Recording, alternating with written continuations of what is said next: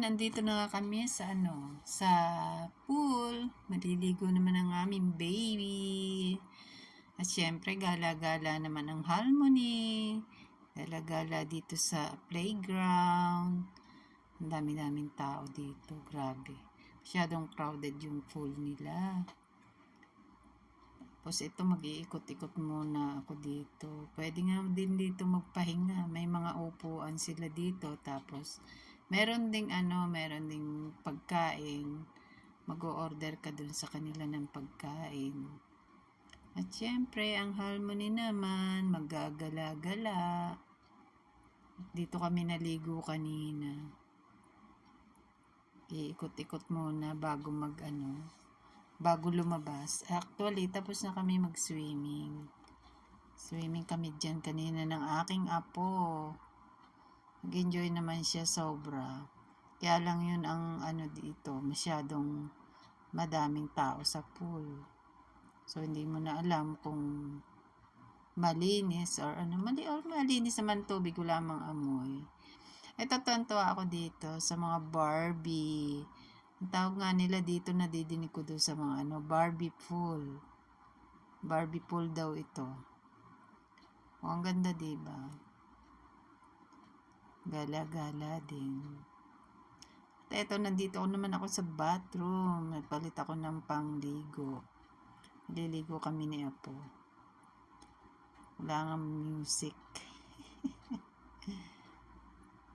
Ayan ang kanilang bathroom. At dito naman tayo, lalabas na, tapos ng maligo. Lalabas na uli. Papublic na kami ng aming hotel room. Madami din tao sa Okada. Maganda naman kasi. Medyo pricey lang. Ang sabi nga ng aking manugang ay every Filipino's dream daw ang Okada. Sabi niya.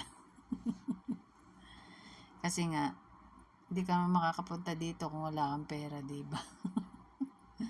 Tawa ako kasi na-experience ko naman. Ito, ang ganda nito. Minamasdan ko ito sa gabi. Doon sa taas ng hotel namin. Sabi ko, lang ako nakita aquarium. Kapag isip-isip ko, ito pala yun. Nandito pala yung mga parang siya, parang hindi naman siya aquarium actually. Siya. Pero yan may mga may mga gumagalaw-galaw na mga isda, aquarium. Maganda. Nagpahinga lang kami dito saglit kasi may binibili naman yung aking anak sa 7-Eleven. Dito sa loob pa rin ng Okada. At ako naman syempre ang Harmony, video, sayang yung sayang yung time. Diba? It's so beautiful. And orange. Green, blue.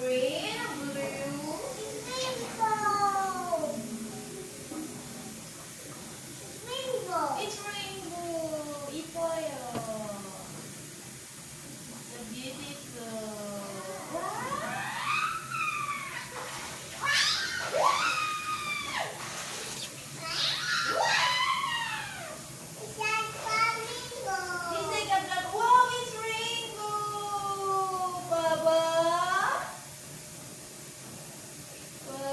Fountain.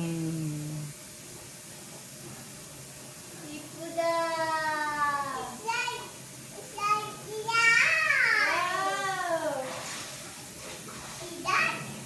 Yes.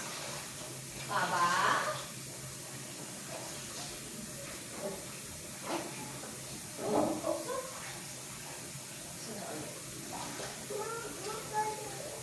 What's na